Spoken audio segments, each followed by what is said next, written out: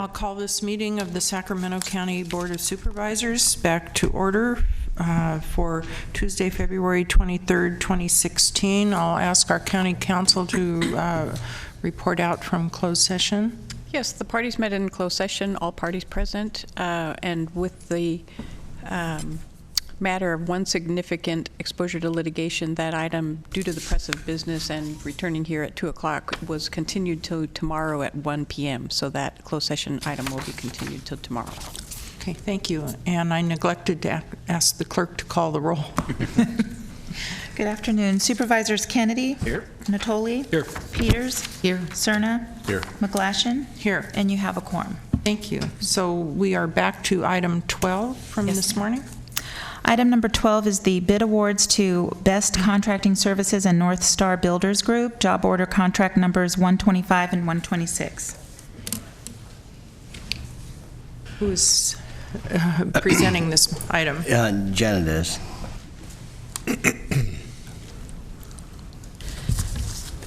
Janet Cornelius, Chief of Architectural Services Division. And in response to your question, Supervisor Natoli, this contract was let out as a C license, 39 license. However, according to the Profession and Business Code, a general contractor with a B license can bid on this. And they can actually do the work as long as they either hold a C39 license or they subcontract out the specified work to a C39 license. So when we, thank you, Janet, for the follow-up. Again, not inconsistent with what we heard this morning was in the staff report. And then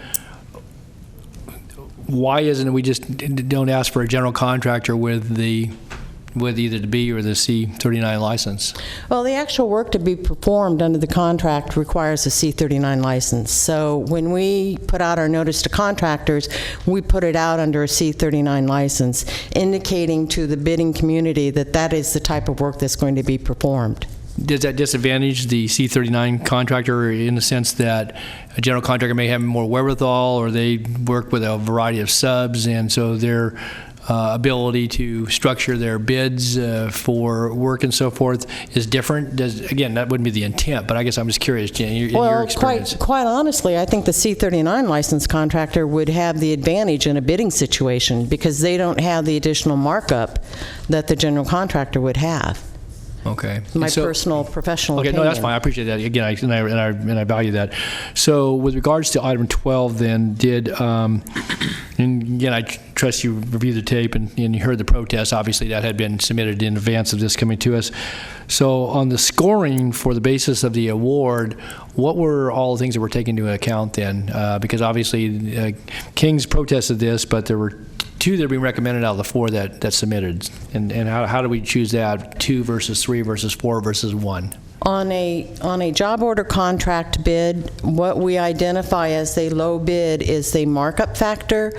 We put out on the street a unit price catalog that has, it's volumes thick. Okay. And what the contractor is actually bidding on that is his markup to those unit priced items. Okay.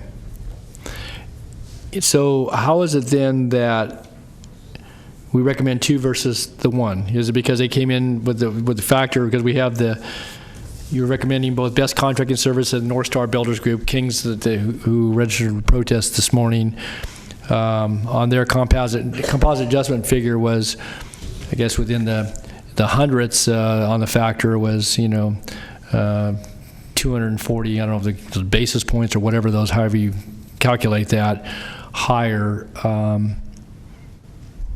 So what was the cutoff there? Could potentially just recommend a 1, or you always intend to recommend 2 to us, or what? For this particular contract, we typically just recommend 1, correct? Yeah, that's correct. However, for this year's capital improvement plan, there was going to be anticipated much more larger. I can't hear a thing you're saying. Need to stand between the microphones, please. Hello again, Edward Goad, Job Order Contracting Program Coordinator.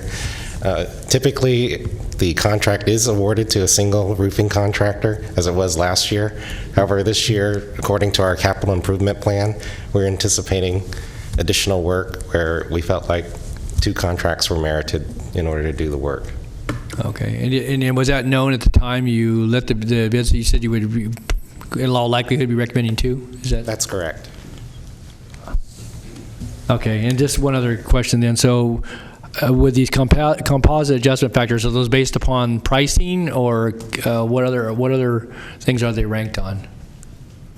Yes, it's solely based on the composite factor. Okay, I guess my question was, what's the composite factor? Sorry, I didn't ask it the right way. What's that? What is that? As Janet had explained before, we advertise for a unit pricing catalog book. Okay.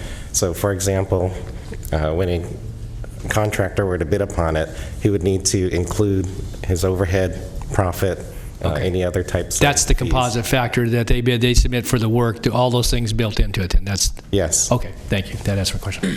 Thank you, Madam Chair. I didn't have any other questions. Okay, I do have someone signed up to speak. I'm not sure if he's here or not, but Daryl Gallagher. So I think that was from this morning. Would you like to address the board? This is the email that they sent out to the board members. No, I think it's okay. Okay, thank you. Then motion, if everyone's questions are answered, then a motion would be in order. I'll move it. Okay. Second. Please vote. Unanimous vote. Okay. Then we are back to item 41.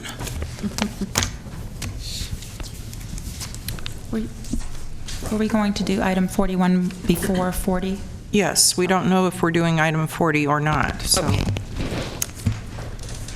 Item 41 is the Alberta Park project, request for a tentative subdivision map, special development permit, and design review at 2850 Alberta Road, and this is in the Antelope community. The environmental document is an addendum to the 2008 final environmental impact report. I don't see Mr. Johansson in the audience. Do we have Or anyone? planning department. Or anyone from planning? Are we ready to address this? They come. Here they come. Okay. Right on cue.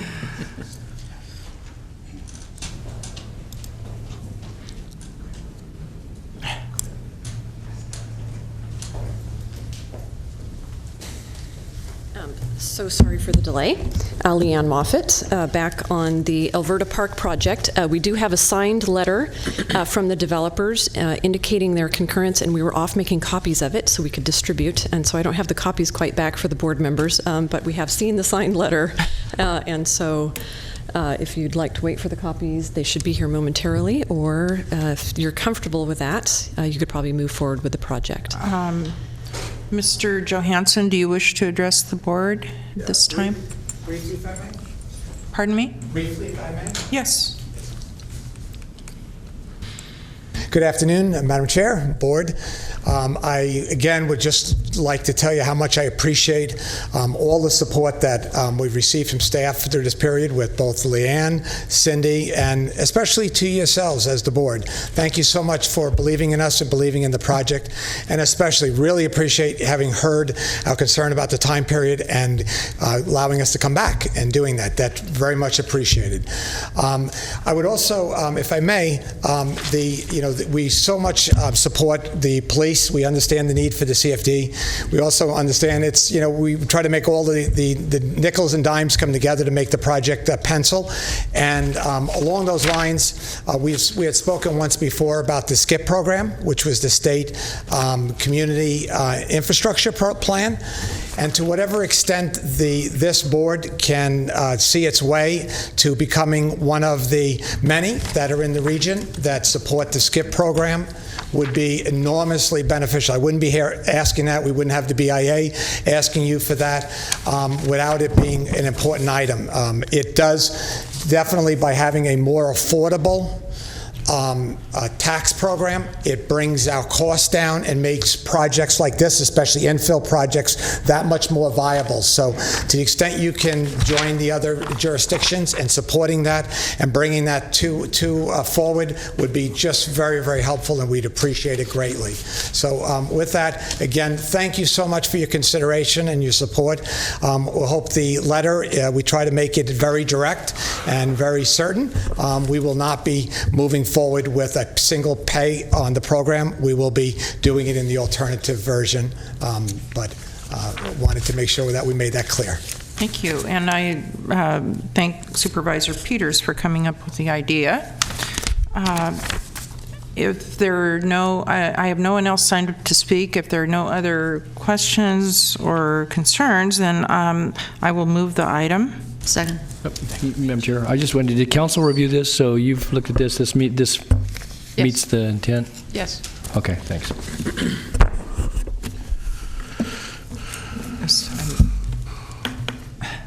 Okay, please vote. Unanimous vote. Okay, now we need to determine if there was interest from Leanne the leaves. applicants for item 40 in... There is not. They are not? Yes, they are not. Okay, They so will be that back in will 2 weeks. then Yes. we will hear again on March 8th at 3 p.m. Yes. Okay, thank you. Then we are now ready for the afternoon calendar. So we can go ahead and take item 43? Yes. Okay. Consideration of the Assembly Bill 1716 from McCarty, establishing a Lower American River Parkway Conservancy. Afternoon. Hi, afternoon, Chair and members of the board. Natasha Drain, Governmental Relations and Legislative Officer. The item before you today is consideration of AB 1716 by Assembly members Kevin McCarty and Ken Cooley. This legislation establishes a state conservancy for the Lower American River Parkway. So following a brief overview of the recommendations before you today, we were expecting Assembly member Kevin McCarty to come do a presentation. I hope that he'll be here in a few minutes. We advised him that we had some other items Okay. that we had to hear before, so. Okay, good. And then your Parks Director, Jeff Leatherman, will do an overview of the policies proposed today. So first, your first recommendation is to sponsor AB 1716. This is a position of support, but being a sponsor of a bill shows greater ownership of the issue and its impacts on Sacramento County.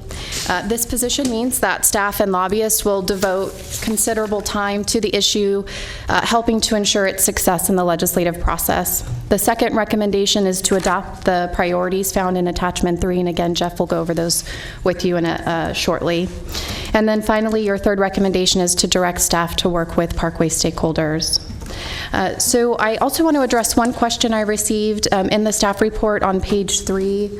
You'll see that there's a list of the members for the governing board of the Conservancy, specifically items E, F, and G, the Director of Finance, the Director of Parks and Recreation, and the Director of Fish and Wildlife. I want to clarify that those are state departments. So with that, I'll perhaps invite Jeff up to come talk about the policies.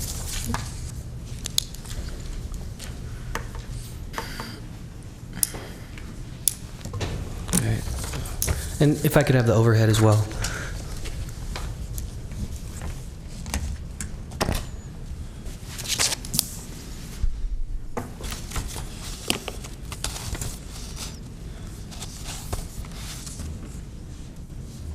And this is included in Attachment 3, but Jeff Leatherman, Director of Regional Parks, and just wanted to touch on a couple of points within Attachment 3 of your staff report that outlines the priorities associated with your action today. And what staff is looking for in these priorities is a guide from the board on how we evaluate not only the language that's included in the Assembly bill, but also the language that may come through the committee process. And how do we evaluate that and its impacts associated with the Parkway and its associated with the Parkway Plan and our natural resources.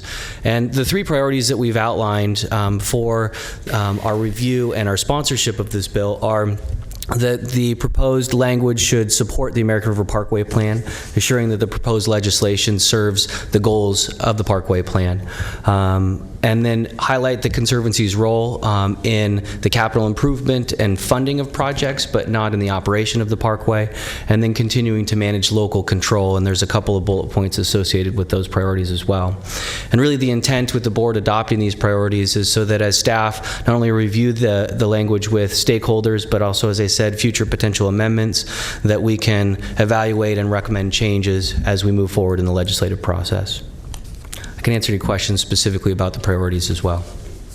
Any questions for Mr. Cerna? Thank you, Madam Chair. First of all, Jeff, thanks for your work on this. Your office and mine actually have been working with the bill author on bill language. in addition to our representatives at the city that are also engaged on this. So I appreciate all that time and energy. Our office has received a number of written and emailed concerns over the last several weeks since this was made very public. And the theme that seems to have been present in most of the correspondence and contact has been the preservation of local control. I see you nodding your head, so I assume that you've been receiving some of the same sentiment. So can you go into a little further detail about how this bill is going to achieve that particular objective? Sure. And the language that's already included in the bill does support the local management and control of the parkway. And there's a couple of points within the proposed legislation. One, that it preserves the role of the parkway manager. In some of our correspondence, there's been a request to detail exactly what the definition of the parkway manager is. The parkway plan defines it as the Board of Supervisors, and that a portion of that authority is delegated down to the Parks Director. But the language within the bill provides specific protections around the role of the parkway manager and maintains the structure that's called out for in the parkway plan. In addition, the last portion of the bill, which is the last two lines, and I can pull the detail out specifically, maintains that nothing that the Conservancy will do in the future impacts the local management and control that Sacramento County already has over the American River Parkway.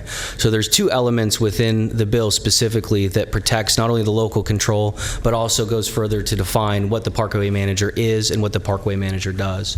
As I said earlier, there's some correspondence that we've received that's looking for some more definition around exactly what the parkway manager is within the legislation, but that's also defined fairly specifically in the parkway plan. So I appreciate that explanation. The bill obviously goes into some detail about what a conservancy is intended to do by means of the establishment of a board, governing board, and so forth. But I think it's important for you to maybe spend a little time and explain what it won't do. Sure. So really what we're looking for on the productivity side of the language is focusing on our natural resources protection. That, as I see it, as we move forward in the next 3 and 5 years, carries a significant investment that's going to be required to implement the goals of the Parkway Plan.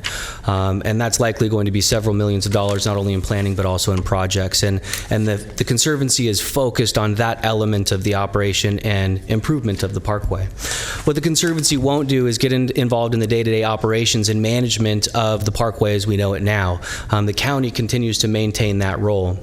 Also, as currently written, the Conservancy doesn't get into land ownership. That is maintained under the local authority, either with Sacramento County or others. The city owns some property within the Parkway, but the Conservancy itself is not authorized to own land. It will be authorized, as the language is currently written, to support the acquisition of land, either by local jurisdictions or by nonprofit partners. And that is afforded in the permissions associated with what the Conservancy can do. And I think the highlight on what they can't do is the land ownership as well as the day-to-day management. They don't get involved in those two elements of the Parkway. Thank you. Okay, any other questions of Mr. Leatherman? Thank you. You bet. I see that Assemblyman McCarty has arrived. Oh, good. Would you like to address the board at this time? Good afternoon. Good afternoon. Good to be back. I think it was 4.5 months ago that I was here talking about this idea and a potential partnership working with the county on this topic. And certainly I'd ask that you take this vote today to officially memorialize working as a sponsor of this measure. I read the staff report earlier this morning, and I think the priorities that are listed in your agenda make sense and go hand in hand with the approach that we're looking at. And certainly want to thank, I know you haven't taken an official role yet, but certainly your local supervisors worked with us and your department to help craft the bill out of the gate to make sure it answers some of the looming issues which you just went over with your Parks Director. And I think this is really a great opportunity for regional partnership with our state and local government. certainly we talk a lot about resources and money it can draw down, but also, in my views, has a benefit to the state as well. And that's one thing that I'm going to be focusing more and more on is certainly from flood protection to water quality. So it has a dual purpose there as well. But just want to, again, thank you for your consideration, and just wanted to come by today and express that support and entertain any questions that anybody may have. Thank you. Supervisor Cerna? I just want to give my thanks to Assemblyman McCarty for his leadership on this subject and for convening what I continue to believe are all the most appropriate and right players to craft this piece of legislation and make sure that it achieves all the objectives that our stakeholders are seeking. And so thanks again for that. We do look forward to the continuing partnership, assuming we are going to support this today, and would certainly welcome any opportunity to continue to reach out to all our various Parkway advocate organizations. We're blessed here in Sacramento to have a number of folks and organizations that are very dedicated to, I think, all the same goals that are in your bill. And that would be achieved by way of a conservancy. And so I think it's important to maintain that working relationship with our common constituents. Thank you. Thank you. Thank you. Thank you for coming. And just in closing, I want to note that my interpretation of what a sponsorship means is if you vote today is that at the end of the day, it certainly has my name at the top of the bill, but anytime there's a direction or different amendments, I consider the county and potentially the city of Sacramento right there as a partner hand in hand to go over these to make sure that it's mutually agreeable to all the parties. So, thank you. Thank you. We do have 4 people signed up to speak on this, and the first speaker is Warren Truitt. May I ask Mr. Harris to go first? Certainly. Jeff Harris?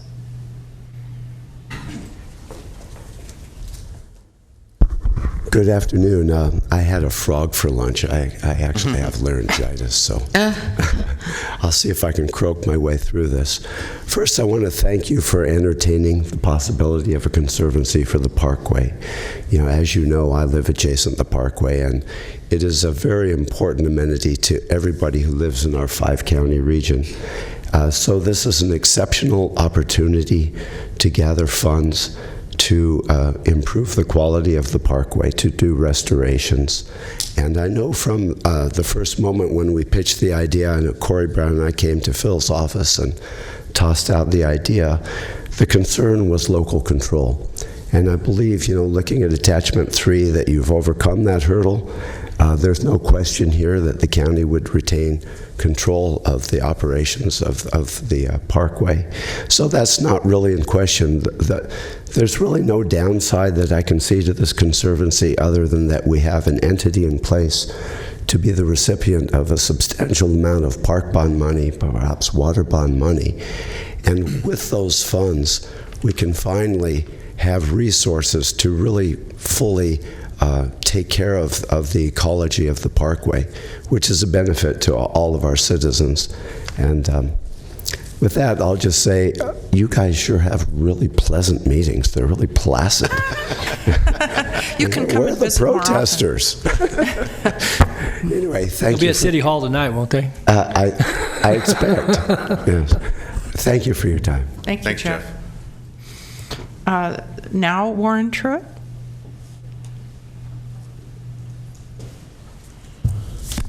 Good afternoon, Supervisors. It's a good day to be able to be here, I think. I hope that we're all going to come together on this.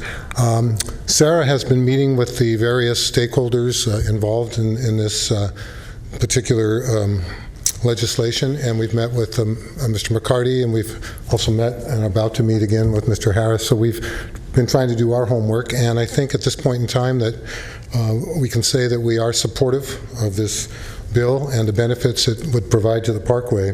And I also reviewed the attachment 3 that we were just talking about, and I think we're supportive of that as well. And we are supportive of AB 1716. There's probably a few amendments, as Jeff said, that would happen along the way to tighten it up, but overall, we think this is a very good thing for the Parkway. And we do want to emphasize, and I think it's been emphasized, but just say it from Sarah, that the Parkway plan must remain the governing document, and I don't hear anybody saying that that shouldn't happen. The fact that the Conservancy funds are to be used for projects consistent with the Parkway, and these funds potentially will be available in the future should this go through, is very exciting because there's so many things that need to be addressed in the Parkway. We also support, and I think I don't recall exactly who, but it was suggested that the members at large that would be appointed to the governing board would be from the local area if at all possible. And so I think that's really important when you have something, especially since it's so separated from most of the other Parkway conservancies or river conservancies in the state. And lastly, there was a comment made in the letter sent in by the American River Parkway Foundation, and it just said to add the line "and recreational facilities." And unto itself, I don't think that Sarah has any objection to that, but I think it needs a little clarification language as to whatever would be appropriate as far as the Parkway plan would allow. So just, I think there was no intent not to say that, but I think that would be clarifying. Thank you. Thank you. The next speaker is Paul Tebble.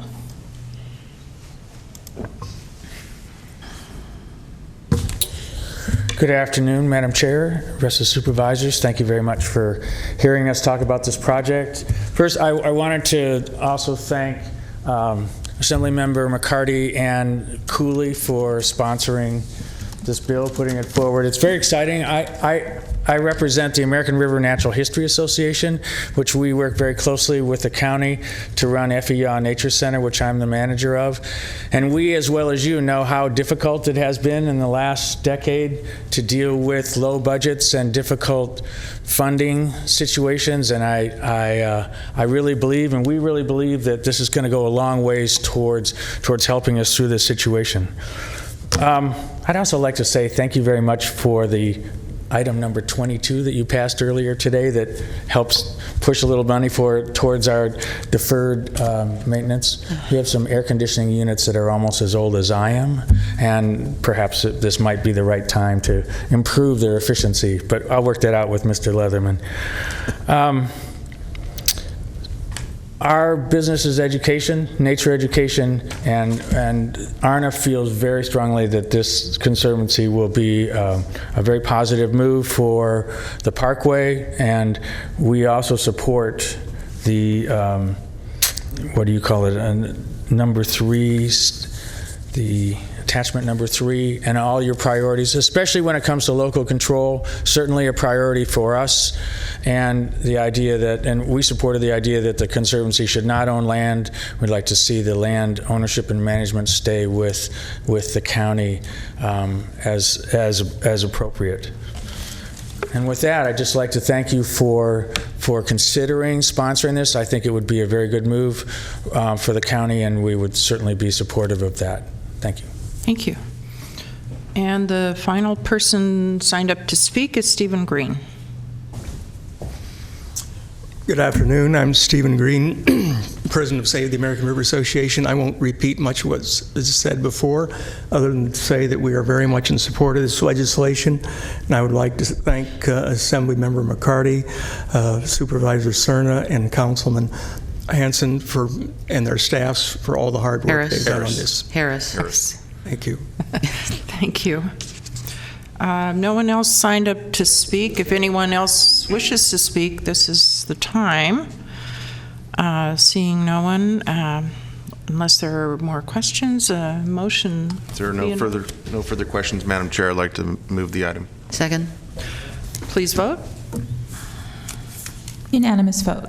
And thank you to everyone who's here on this item.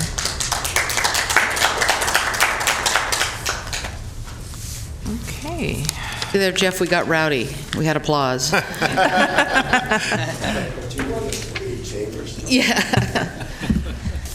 Okay. our next item. Item number 44 are your nominations. You are continuing to March 8th, the Adult and Aging Commission, continuing to March 22nd, the Antelope Community Planning Advisory Council, Area 4 Agency on Aging Advisory Council, Cemetery Advisory Commission, Rio Linda Alberta Community Planning Advisory Council, and the Sacramento County Mental Health Board.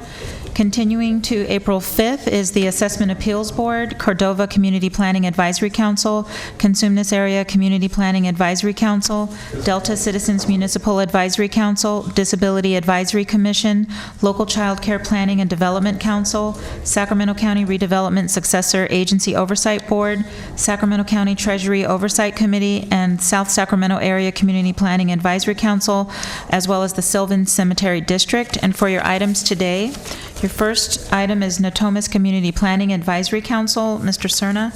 I'd like to nominate Jamie Cutlip.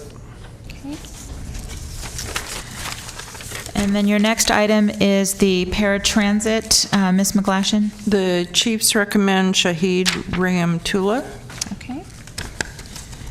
And that concludes your nominations. Okay, next item. County executive comments. Madam Chair and members of the board, I'd like to this afternoon give you an idea of what we're working on for March, some of the big items that you'll be hearing. On March 8th in the morning, we're going to bring you an amendment to our code to establish a foreclosure and abandoned property registry program. We've been working on that for a couple of months. We want to present that to the board and see if it's the board wishes to adopt that. Also, we're going to have the 5-year transportation improvement plan that morning. In the afternoon, we're going to have a workshop on the ordinance to reduce single-use plastic and paper bag. On March 22nd, we have one of the timed items we have is a 1045 item on an animal care report back. We're in front of you on the board in December, and Supervisor Natoli asked us to come back in the March timeframe to give you an idea of where we are with animal care. So we'll present that item to you on the 22nd. In the afternoon, we have an item that we continued from November 10th, which is groundwater management principles, and to ensure local compliance. We're going to be seeking an adoption of what Sacramento County's approach will be to the groundwater. And on the 23rd, which is an afternoon session, which is on a Wednesday, we're going to be presenting to you the Natomas North Precinct, and that's the one item that we had brought forward to you in December, but it got continued till March. We did not move it to date specific, but March was the time frame we were thinking about. That's a workshop, right? Yeah. That's correct. Okay. It's a workshop on March 23rd. So that's what some of the coming attractions, if you will, for month of March for the board. Thank you. The last item, are there any supervisor comments, reports, or announcements? Mr. Natoli. Thank you, Madam Chair. I wanted to ask Mr. Gill, and I guess suggest that we're now into talking about the March meetings. I don't know what we have planned for pre-budget, either workshops, discussion. We've had really no mid-year budget report this year.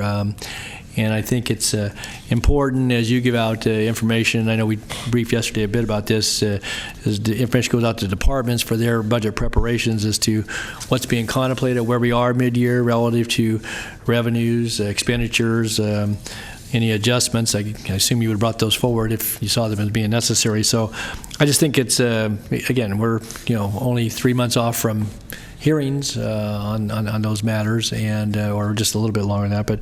And so I think it's going to be timely for us to have an item with some information that relates to kind of where we are, where we stand, what you anticipate as far as workshops, any growth in budget, any areas where we may have to consider competing priorities, whatever they are. And so I would ask that we maybe have something scheduled here maybe during the month of March. Definitely will include that. My office has been working with the county executive on scheduling budget workshops, and so that information will be forthcoming. Yes, ma'am. Yes. Thanks. Okay. Anyone else? Then we have 3 adjournments in memory. We'll start with Supervisor Peters. Thank you.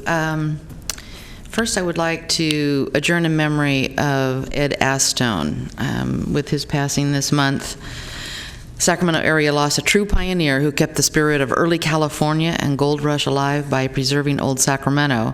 He was born and raised in Fresno, but he had a great connection to Old Sacramento, and it was almost like a native son with a long-lasting bond. He served as the Director of Planning and Development from 1964 through 1977, involving the formation of the Old Sacramento Historic District. And later, his efforts led to the establishment of the Old Sacramento Business Improvement District, the Old Sacramento Maintenance Assessment District, the Old Sacramento Management Board, and the Old Sacramento Property Owners Council. He was a common face since 1994 in Old Sacramento. If you were down there, you probably saw him roaming around, picking up trash and generally commenting on how Old Sacramento looked and was run. He had a lasting affection for Old Sacramento, and he ensured that the history and culture of early California and the gold rush would be preserved for us to enjoy and appreciate, as well as ensuring it would not be lost or forgotten for future generations. I got to know him in the 90s when I got into the water taxi business briefly with the River Otter water taxi. You think some businesses are hard. That was really hard. But he was a big booster and helped out, and we've never launched it without his help. So I'd like to adjourn in Ed's memory. I'd also like to adjourn in memory of Dan Ford Sr. Friends and supporters of Jesuit High School in Carmichael lost a true pillar of that school's community with the passing of Dan Ford Sr. He was a founding member of the school's Board of Trustees when the school opened in Carmichael in 1963 with 93 freshmen. And during 73 and 74, Jesuit High School was threatened with closure due to financial and manpower difficulties, and it was Dan Ford, along with a small group of business and community leaders, who was instrumental in helping to keep Jesuit's doors open. Surviving that challenge, he served as chairman of the board from 77 to 78, and now Jesuit High School has over 1,000 students. And when he wasn't offering his time and leadership to charity and community causes, he was a partner with Butler Johnson Corporation, a wholesale distributor of building products. So for the Jesuit community in Carmichael, his passing is a great loss, and I'd like to adjourn in his memory today. Thank you. And I also have an adjournment in memory of Robert Guthleben, who was born in Kimba, South Australia in 1935 and passed away peacefully with family by his side at the Royal Adelaide Hospital in August of 2015 at age 80. Father and father-in-law of Louise and Simon, Anna, Samantha, and Robert and Charles, and grandfather of Nicholas, Andrew, Isabella, Matthew, and Olivia, great-grandfather of Caroline, and dearly loved husband of Mary. So the connection to Sacramento County is that he, at the time that I knew him, was a resident of Orangevale, and an active member of the Orangevale Rotary Club, and also the Friends of the Orangevale Library. And so we will adjourn today in memory of Ed Astone, Dan Ford Sr., and Robert Guthleben.